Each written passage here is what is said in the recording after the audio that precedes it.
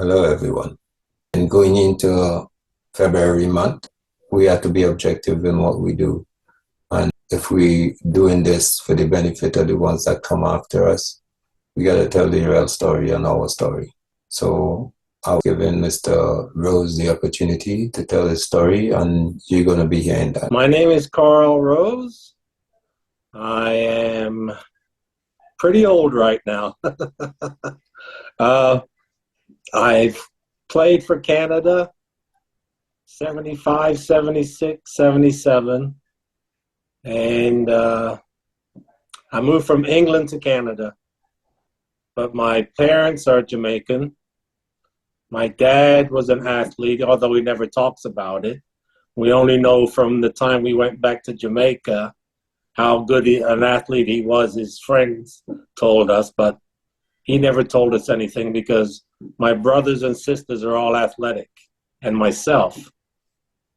Okay, so before we want to kill the suspense, ladies and gentlemen, Carl is the first black player to play for Canada men's soccer team. And that's why Carl is on. So, okay, so continue. So just let them know it's a celebrity and one of the first we watching here. Well, thank you. Those things don't hit your mind at the time. You're just playing soccer. So anyway, I grew up in England in the 50s. So 59, I was 7 years old when I first played my first soccer game. And I loved it so much. I thought it was easy.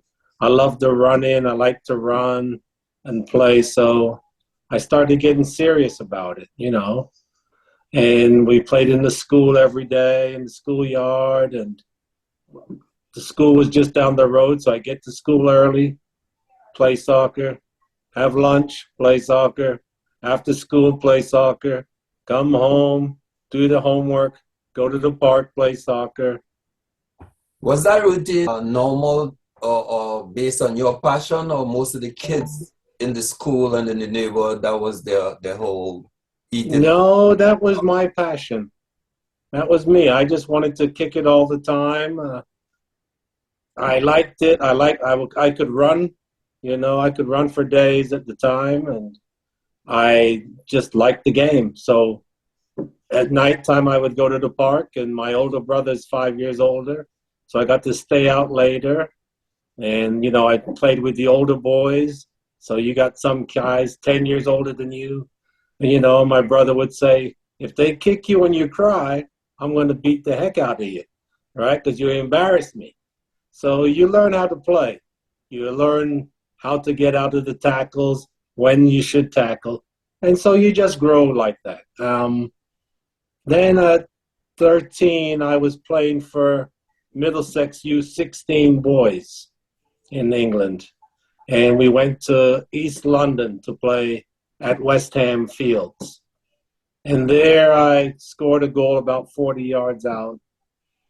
Went to the locker room after the game, and I had West Ham, Tottenham, Arsenal, Chelsea, all asking me to come to their academy. So I'm 13 years old. I don't know what's going on. I'm by myself. I said, well, this is my address. This is my phone number. You have to talk to my mother. So West Ham United actually came to my house and talked to my mother and convinced her to let me go. And I had to take 2 buses and 2 trains to get to practice after school.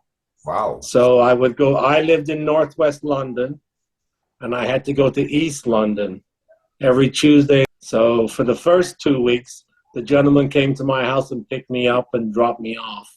And then after that, I had to do it on my own. So that was an experience, traveling across London. You're 14 years old, and you're like, oh, it's nervy, and you're a young black person by yourself. So anything can happen. So you have to have the bravery, which I think soccer gives you. It makes you a stronger mentally and physically person. So I did that. And It was March of 68. 68. Well, in 1966, I got chosen to be one of the young boys and girls to walk out at the World Cup. And I was representing Spain, so I had the whole Spain outfit on, the shoes, one of the very few black guys there. Do you remember any person on the Spain team who was one of the marquee players, or even? No, I knew nothing about Spain at the time. Okay. I knew my England and Ireland and the British Isles. So anyway, that was one of the things. Also at 14, I went to London schoolboys tryout. So again, I'm the first black there. There's about 60 kids and me. So there's a lot of firsts, I guess, especially in your era. How do you look at the first from you getting comfortable? The responses, the eyes, it from yourself when you're the only one visible, and how you work that. You're not on the field now, so how you work that environment? Well, you just be yourself. I've always been the first wherever I go, it seems like. And that's just my thing. You have to be yourself. You don't be anybody else. Try not to, worry about anybody else. In sports where I've been lucky. Wherever I've been accepted. Now by the players, because to me, it's about your ability. If you can play, people will like you. So it doesn't matter if I went to Japan or if I went to China or if I went to Russia. If you can play the game, you can play the game. So I think you get accepted there and you get a little leeway in life at that time because, prejudice and racism was very hard in England at the time.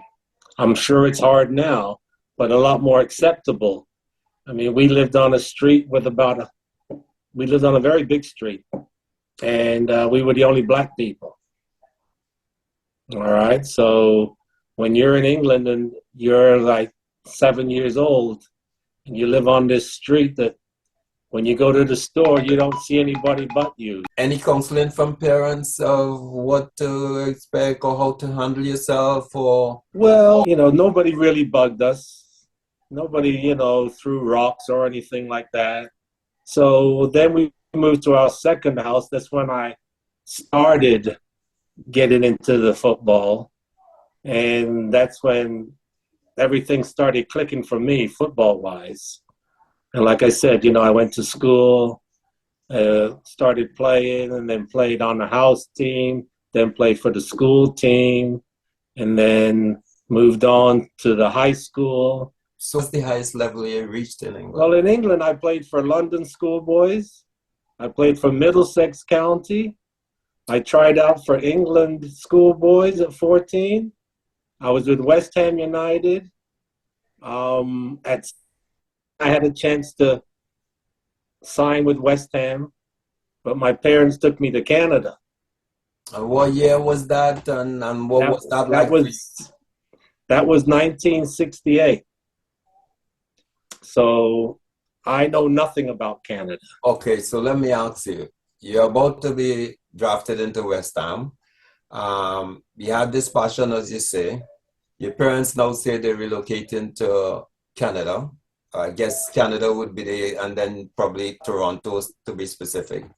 How were you feeling then? I had no choice. I'm 15 years old. I'm not 16 yet, so I can't stay. I can't do what I want to do. There's no use rebelling because you're not going to win.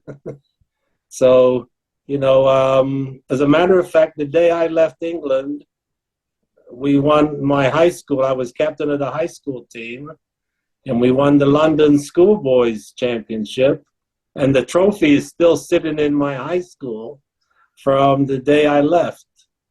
So if I ever go back there, then I could pick it up because I've had people come that went to the high school and they told me to come back and get my trophy. So, then I moved to Canada anyway. and What I was know the nothing. initial shock now? If you the initial thing, what was your initial, if you could remember, what was your whole initial, let's say a day, 2, 3 days, or the first week? What the hell am I doing here? So cold. Everything is big. You know, the streets are wider, the cars are bigger, the houses are bigger, you have property, everything, just the culture, everything. Like, you know, when you go to school in England, you wear a uniform. So when I went to school in Canada, I went to Sir Winston Churchill on Lawrence Avenue. That was my first school. I think it's still there. I don't know. Well, ironically, that's the school that the one of the leagues started at. Winston Oh, well, Churchill see? on Lawrence. Yeah. So that's where I went to first. So my first day of school, I got a shirt and tie on, a jacket, dress pants, just trying to dress like we do in England. So then I get into the class, people have t-shirts on, jeans, running shoes. So that was a shock. But then I have the English accent. So everyone wants to listen to me, like in English class. If it's reading to read a chapter, Carl gets picked, you know. Then you have girls want to come and talk to you, and you have boys that want to come fight you, you know, because you're talking to their girlfriend. So there was a lot of growing to do there. But I made friends, played soccer, you know. They asked me if I could play. I said, yeah, I played a little bit. You know, I don't brag about anything I do. Um, so when I played, and then they said, "Oh, you know how to play?" I said, "Yeah, just a little bit." You know. So we played there. Played in the high school at Winston Churchill. Any Then I championship at moved. Winston Churchill? No, because I moved from there. I stayed there. It was only a year, the year and a half that I was at Winston Churchill. Then I moved to North York to George Van in North York. Now there we won. We went to the regionals there. And again, you know, I don't think anyone can play soccer, so I don't say anything and I don't think about it. And then they asked me to play, and I said, okay, I'll give it a try. So I played, but I was also playing with my brother, who's, like I said, is 5 years older than me. And he played for East York Todd Morton. So I went and played with them for a couple of years. And then I moved to Toronto Emeralds, where I played for about 6, 7 years. Were you And drafted? Somebody saw you to go into Emerald because I know you had the Jimmy Ellis and these guys there. I mean, I think they were yeah, birds. they saw me play. I played against them when I was with Todd Morton. So they saw this young kid playing, and they came and asked me what's going on. My brother had left Toronto. He went to work for the government in Ottawa and then Belleville. So, you know, I Yeah, was there on my own. but we can stay on them a little bit because they were like the image of the for us who were in first division of the Premier Division. They always intrigue me the way they handle themselves. You know, in the jacket, Jimmy and his brother Yeah. was his brother, right? Yeah, They Jimmy always and seem Patty. kind of classy. Like they always seem kind of. Yeah, How were they they? were How were they? they were very two classy gentlemen. And they treated you well. They treated me like a son. Wherever we were going, they took care of me. They took care of the trip, everything. So, and they're the reason I got to play for Canada Okay, because so give us how that, as I said, ladies and gentlemen, is the first, we want to say person of color, but for Black History Month, is the first Black player to represent Canada soccer team here.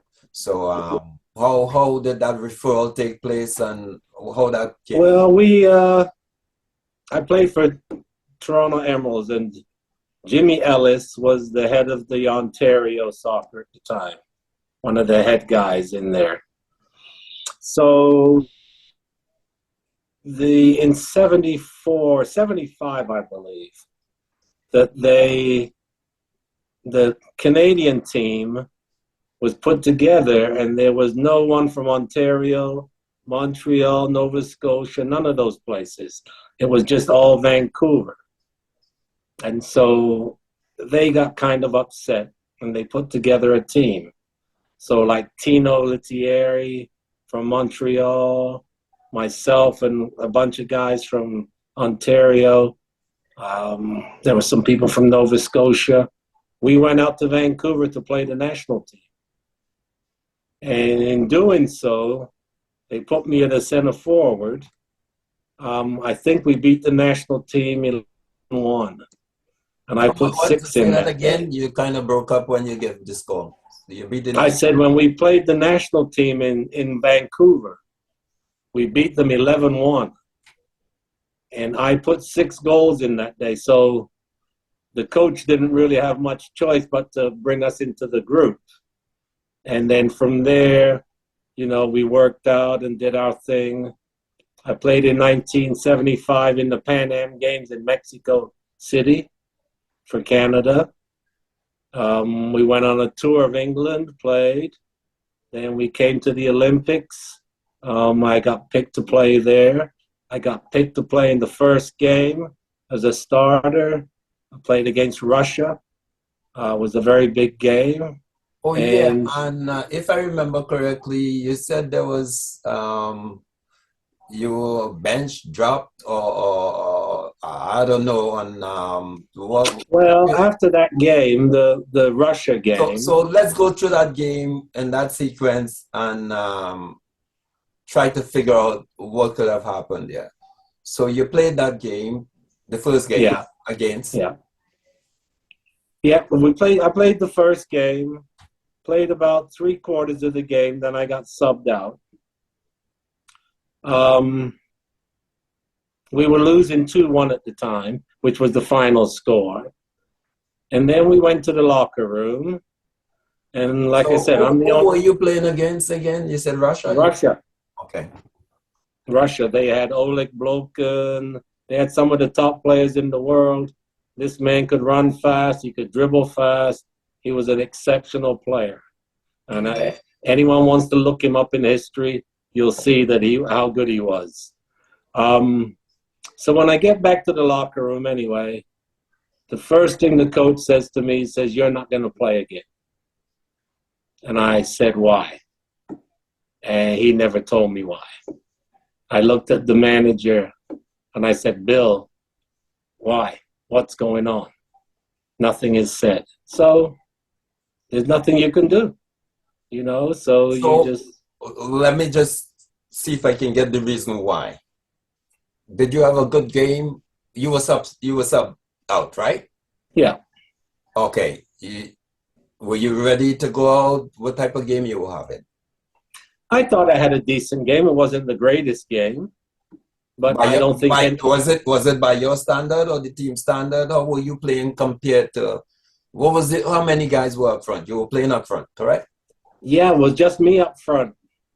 Me and one other gentleman, Jimmy. Okay. And of course, it might seem built-in bias because it's coming from you, but we can understand that you're a modest person. You don't talk about yourself. In your estimation, your game was maybe not to your level, but It was a good game. okay. It was good. I played well. I could have played better. You know, as you get older, you realize, wow, you know, I could have done this, and that. But hey, in the circumstances, nobody played great. We lost the game. You know, nobody was a superstar on the field. So, you know, even if you say to me, well, you're not going to start the next game, but you're going to give me an opportunity to play, that would have been fine. I was playing in Toronto the next game. We played the first one in Olympic Stadium in Montreal. Our next game was North Korea in Toronto. Now, that's my hometown. So if you don't think you can play good in your hometown, then you don't need to play. So what was the And response of your teammate? Were you close to your teammates? What yeah, was there any my discipline? teammates got Was my there any discipline situation? Anything you know? Anything you did on the no, field? I didn't do anything out of hand. All when I was just a regular guy like everybody else. My teammates, when they heard that, they got upset. They told the coach they need me, and he was set on what he was going to do. And that's all there is to it. Okay. So you get to So Toronto. we get to Toronto. I sit in the stands with a couple of other players. In the stands. In the stands, not on the bench even. So you were off the squad? Is that what you're saying? Out of the squad, I wasn't even playing. I was not going to play. No I didn't discipline, get dressed or nothing. no discipline as far as you know. No, no. Okay. All right. Go ahead. So the team go on to lose 4-0 to North Korea. So, that night we went to City Hall and we had a reception for the Canadian team. And I was very upset, but luckily I kept my temper and, I don't know what's going on. I'm not putting it down because I'm black or anything. I'm just saying something was off. Whether the coach don't like me or he might have put a higher standard on me than he did other players. And so if I didn't reach his standard, I guess, but he could not explain it to me because I would have, just like I am now, I fight for what I want. Yeah, but that's not good. He's supposed to explain that to you if that was the case. But he feels he doesn't have to. He's the man in charge. Yeah, but there's no such equation where you're off the squad totally. There's no such unless there was a discipline situation. That's madness. No, well, there's nothing told to me. Okay, so there's 3 games in the group, correct? We only had 2. The African countries dropped out that year.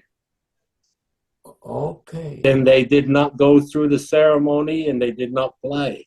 Is that countries boycotted the Olympics in '76, so Canada only got to play 2 games. Was that the apartheid? Yeah, I think so. I'm not sure. All I know is I saw grown men and women crying because they made the Olympics, they went to the Olympic Village, and then they wouldn't let them play. Okay, so you only played 2 games. Right. So that was it for your debut as a player on the Canadian team?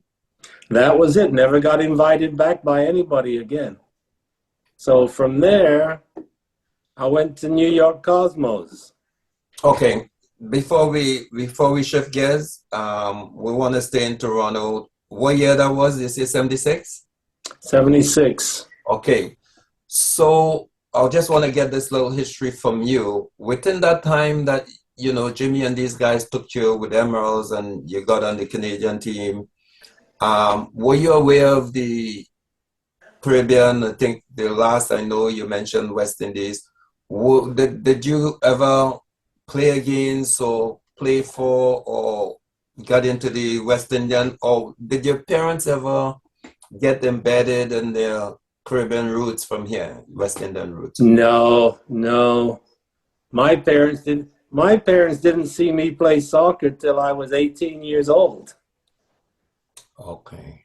They just did their thing. I was playing soccer all the time. I was at West Ham when I went to England schoolboys. My mother didn't know if I could run, walk, or chew gum. All right. And then. So were you aware of the teams that were here? Were you aware? I mean, as the only black player, understand that you're unique. But sometimes, did you gravitate? Did you get your comfort zone? Because by the time 76, for me, for instance, I'm here. I know Jimmy and these guys. I was around Ted Coombs. Right. Toronto Metros, in 73, training with those guys. So I know Jimmy being around Ted Coombs and these guys.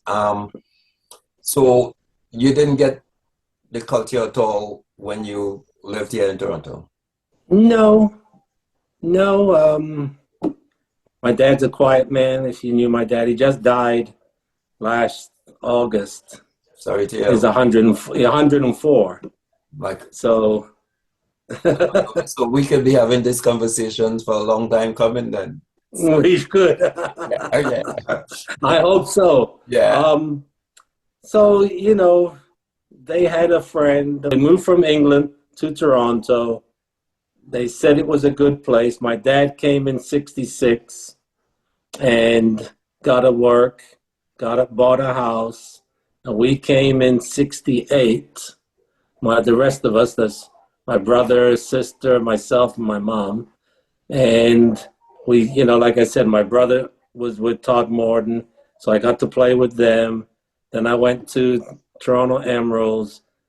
We had, yes. Okay, your brother, seeing that he drafted you in from since in England, did he play for anyone here? What was his career like in the soccer? He just played. He played for Todd Morton, and then he moved to Ottawa and with the government because he worked for the government. And I think he played. I don't know. He doesn't talk much. He was a good player. He knows the game, and And you like said now he, siblings, and your siblings, you say is a brother, and you have a sister younger than you, right? yeah, I got a younger brother, younger than me. He played for Italian team out in Mississauga. They were national champions like 2, 3 years in a row. Toronto, Italia? It might have been. I never went to see him, but he Okay. was a goal scorer, and he went to What's his he name? went to Hartwick College. What's his name? Owen Rose. He's a soccer coach there right now. With the Italian organization? No, he's not with those. So that's my brother's. I got an older sister. She was a track runner. I got a younger sister, played hockey, played soccer. She travels. She was just in England watching the Euros with her friends. So we're a sports family, Okay. you know. So so okay. So you didn't have the roots. So where are you now? I'm in Springfield, Missouri. Okay. So you didn't make the Canada team anymore. Um, were you disappointed? You said nobody contacted you, correct? Yeah, I was disappointed, but I was a young man. I really just move on with my life. Yeah, okay. There's no use trying to beat down doors that don't want to open for you. Okay. So you have to go create your own stuff again. Okay. So in this latest thing where we did a year ago for Canada Soccer, I guess they contacted you based on Yes. looking up. Okay. Um, the last time, the one we did before, you mentioned West Indies United.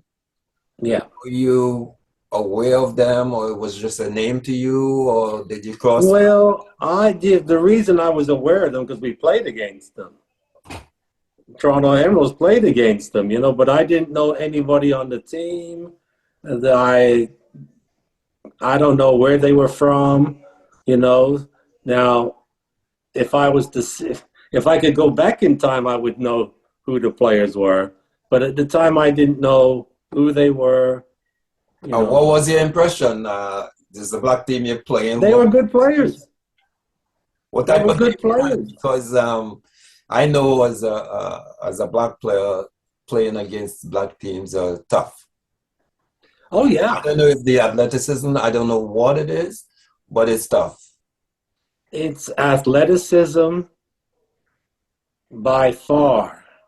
If you watch the pros playing, you watch the Brazils who can play, and you watch them play an African team, they have a hard time because physicality, athleticism, and they have skill. So you can't count out any black guys. And you see from the last World Cup how good the African nations are doing. All right, so we'll get to that. Hold on, because I want to pick your brain on that. Now, were you in Premier or First Division? I have no idea. I think we were in the Premier Division. Okay, all right. Um, so that was the only team you're familiar with. I think, if I recall, that Yeah, I think so. is a good. You get a good taste there. Um, Now, being the last we spoke, we look at the whole composition of the Canada team. You being the first. Right. How you relate to you being the first? A lot of firsts from England to Canada, and I know you've seen the diversity of the Canada team, so much so that and we dealing stats here. It's not no gloating or anything like that.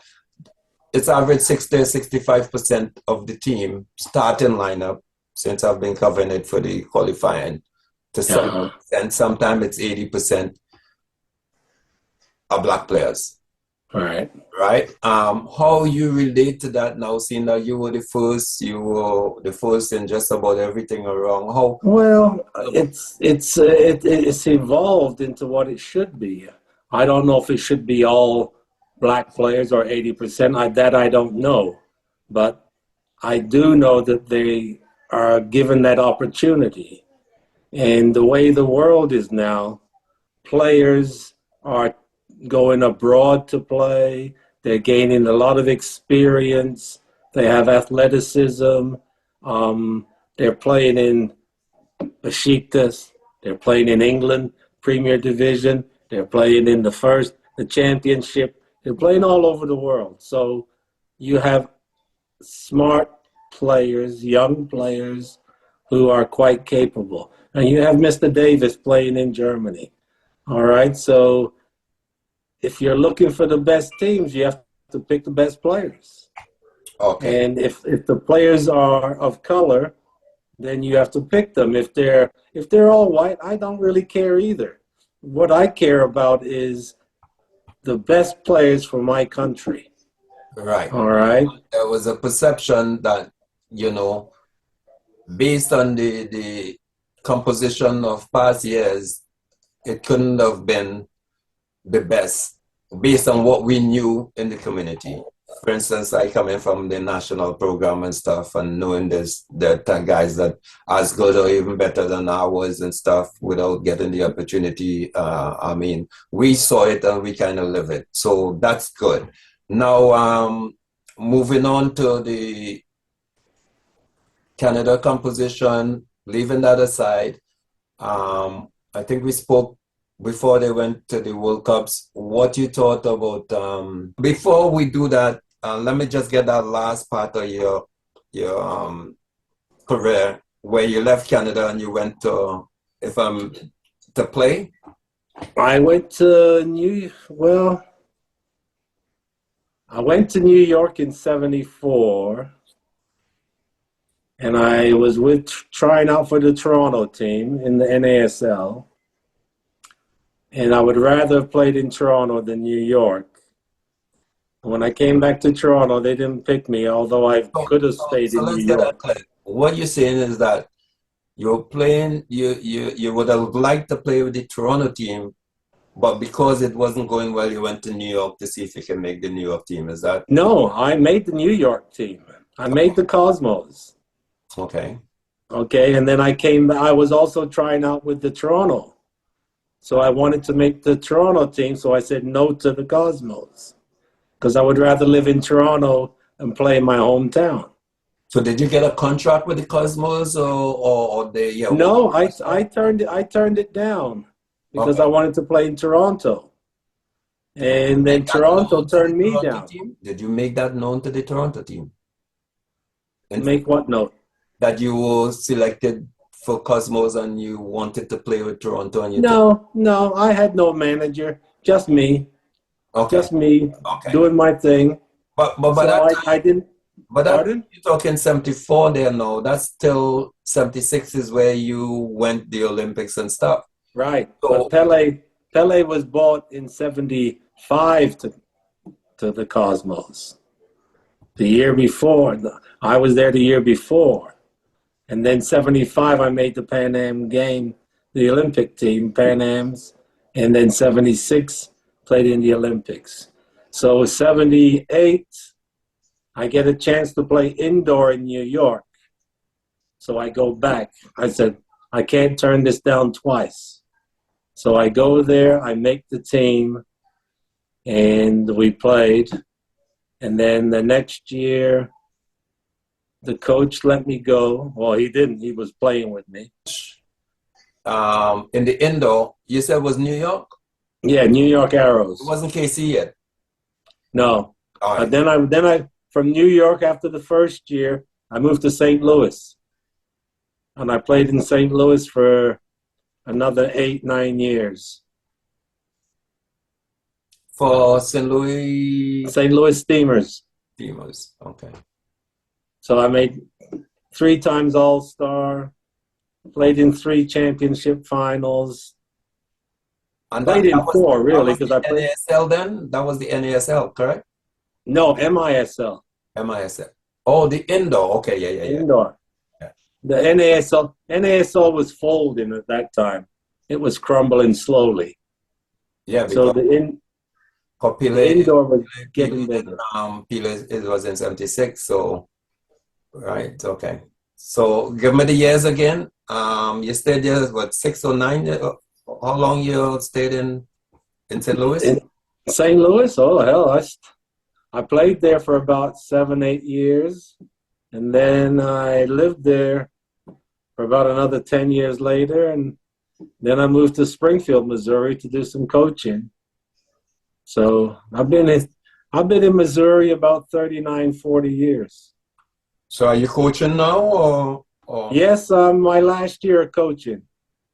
My last year, I'm done. Coach, or at what level are you coaching? I'm coaching just a club team. They're seniors in high school, so my last year, and then I'm done. So it's a school team? No, my club, my Carl Rose Soccer Academy. Oh, okay, you have an academy. Oh, okay. You say that's it? You're looking to pack it in from the coaching? Yeah. Enough's enough. Okay. So what you thought of Canada going in and what you thought of their performance at the World Cup? Well, I thought before they on their way to the World Cup, they played very good. I mean, to play the Mexicos in Mexico is tough. Been there, done that, very hard. All right. Playing the U.S. team is very tough. And we were successful. So with the success we had, I thought we would play much better when we got to the World Cup. And the World Cup is a showcase for everybody. That's in spite of the upper level that you will be going into, or that's based on the performances that they had in CONCACAF? And the reason why I ask, as I said, is because it's established that the CONCACAF is not at the World Cup level, based on the CONCACAF team in the history struggling to get past the round of 16. Yes, but if you watch Canada at the time, they were playing some good stuff. You know, stuff that you can sit down and watch and say, hey, they got something going on.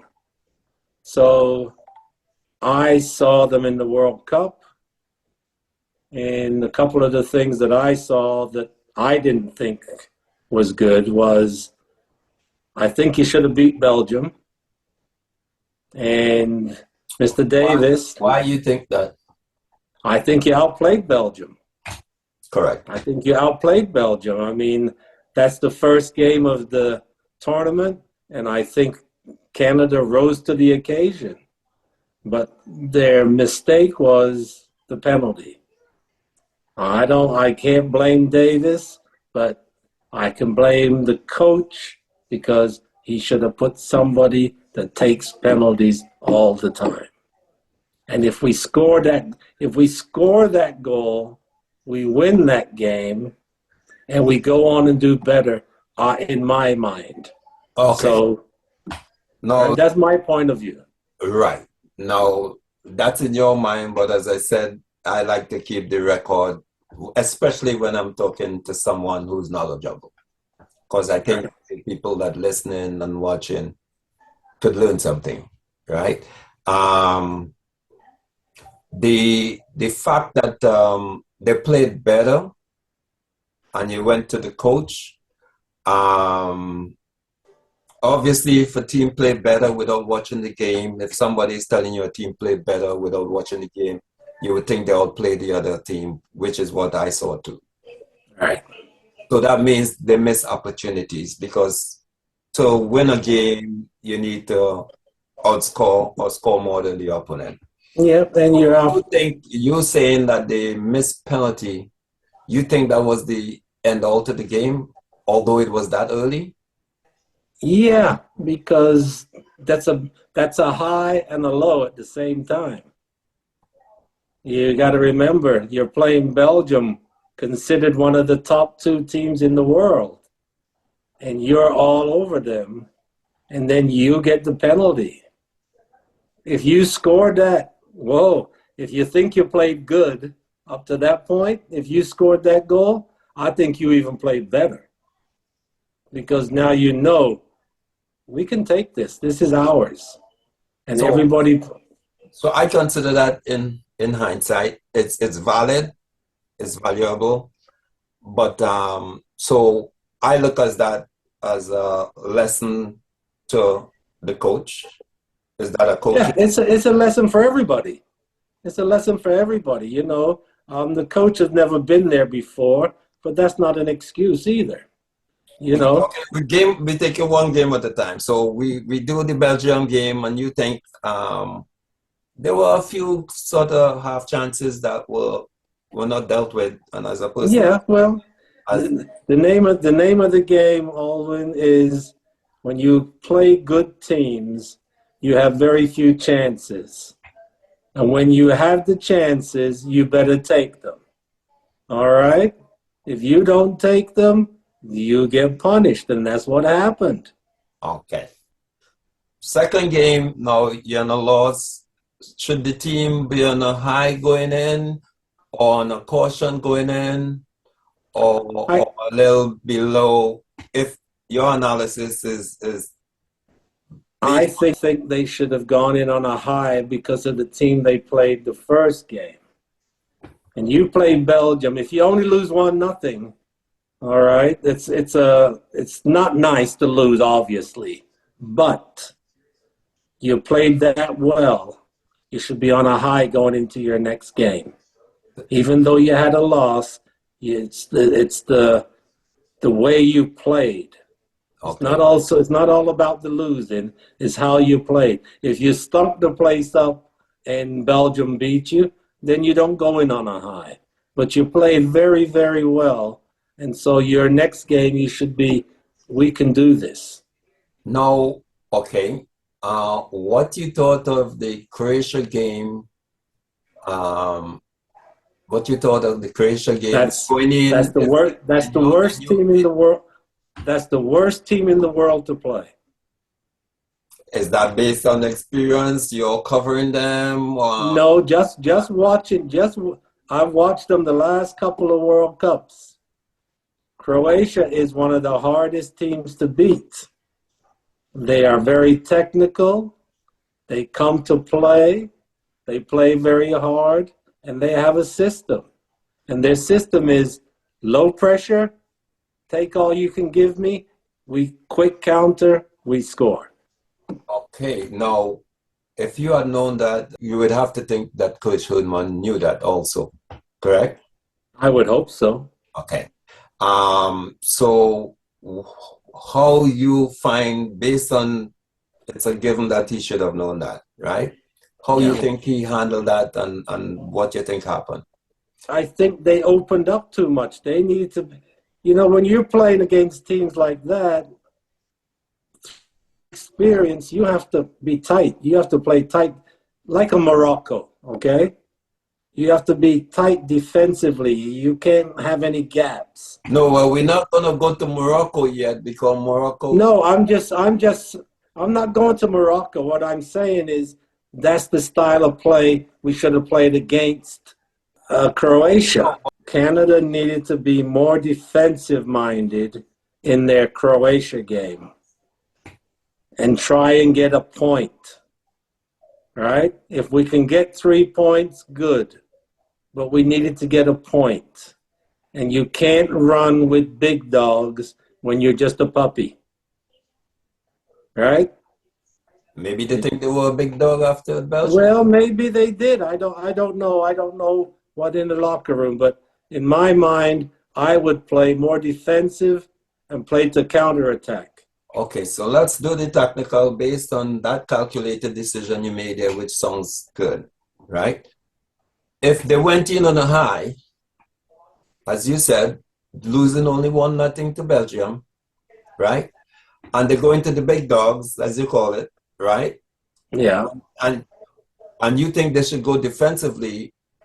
Could it be that based on a young team and an inexperienced coach, how you look at that now? Do you think something wasn't in sync, or it's just give Croatia all the credit?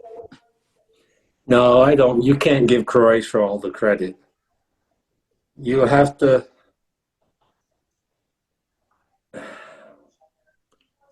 I can see what they were trying to do, which was trying to play. But you have to. The coach has been around a long time.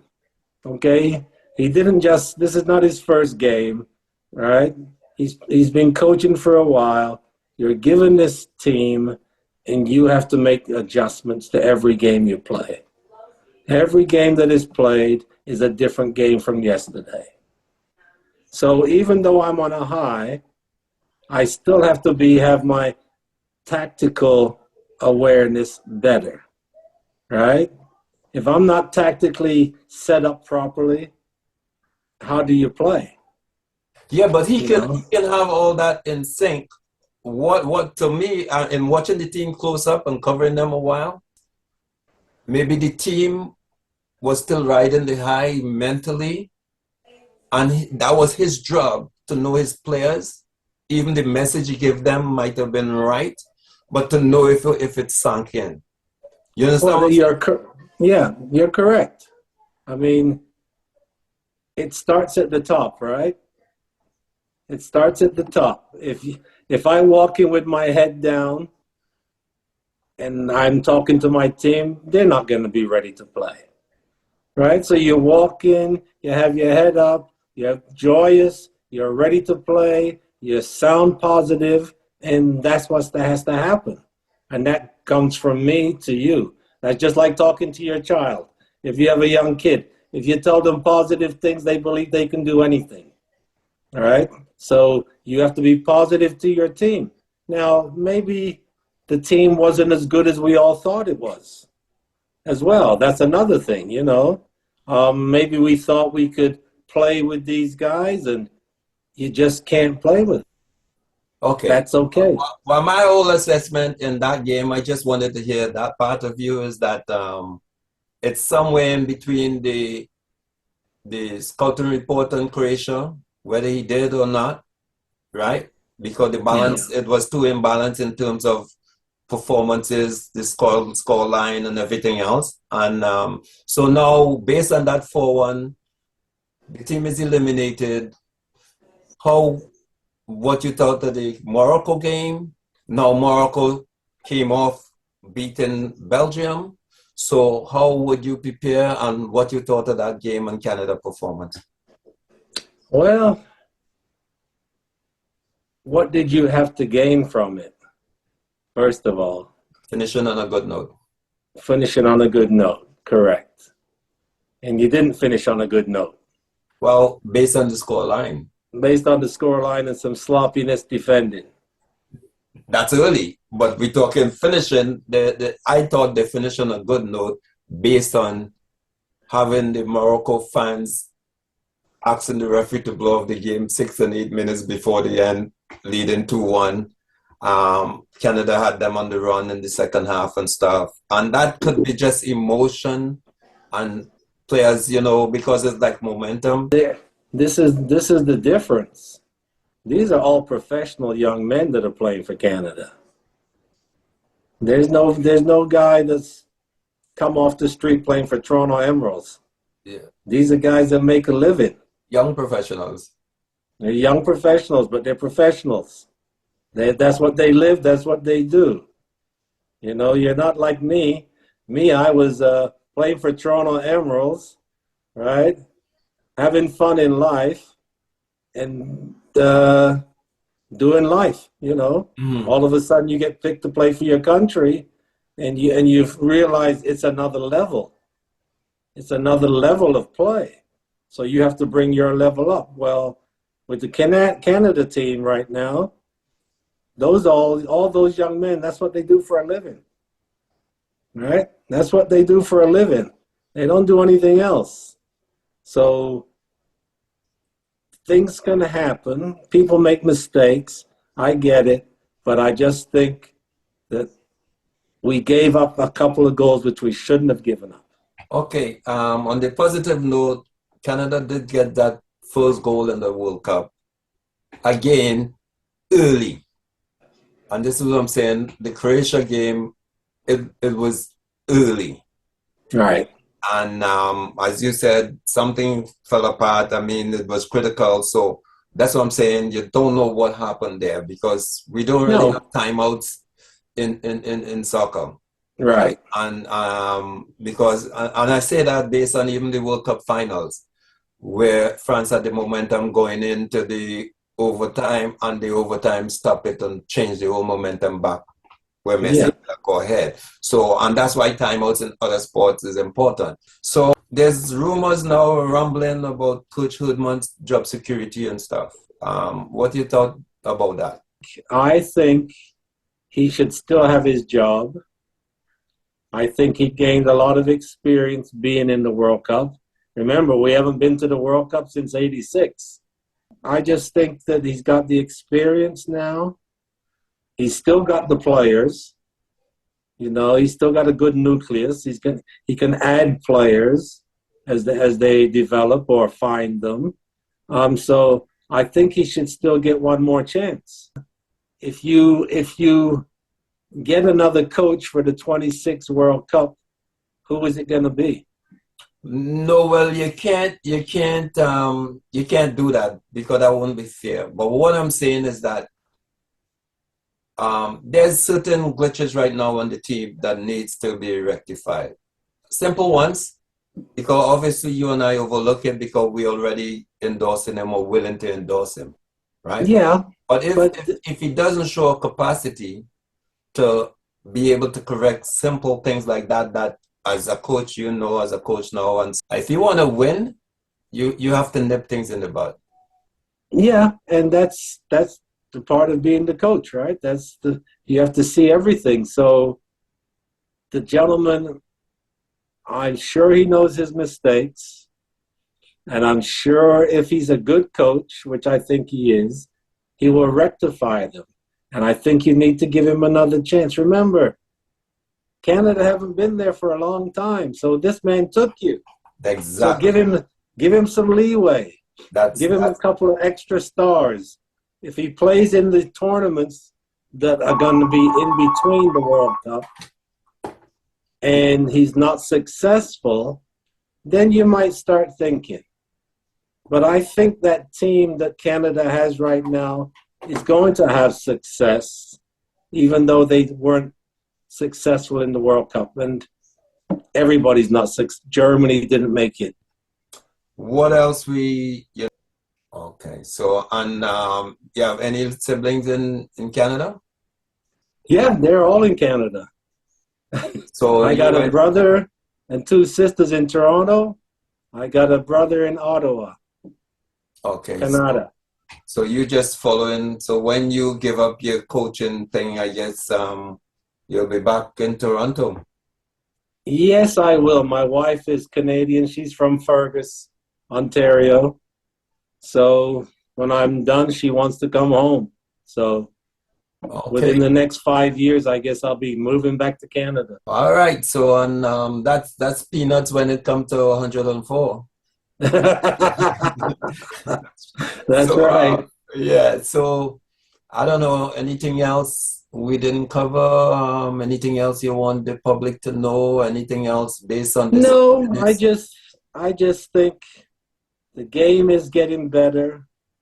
I think people of color are getting more chances. And there's also the ones that get screwed like everybody else, but you can see the Canadian team, and I'm sure there's other nationalities that should be on that Canadian team too. Just, so you need to, I think Canada in particular needs to have more cultural people on the thing. I think that Canada is made up of different cultures, and to be a really good team, you have to have the best players, and no matter where they come from.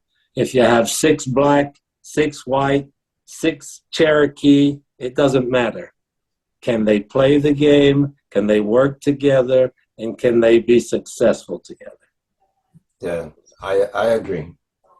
So, Carl, I want to thank you. We finally get this thing done. I want to thank you. For those who don't know, Carl and I have been trying since that last little short stunt doing for the Canada Soccer Black History last year. We've been trying, but through technical difficulties and expertise. But my mom always said nothing comes before its time, And there you go. And we're in time for this one. So thank you, sir. Thank you for giving me that opportunity to get your information. And I think having the first, it's a lot of firsts. These are the firsts that I more relish than the first somebody winning a championship and all this, for being the first person to represent our community here in Canada. Thanks. Thank you for interviewing me. I appreciate it. Okay, you take care and stay safe. You have a great day. All right. Peace. Okay, bye.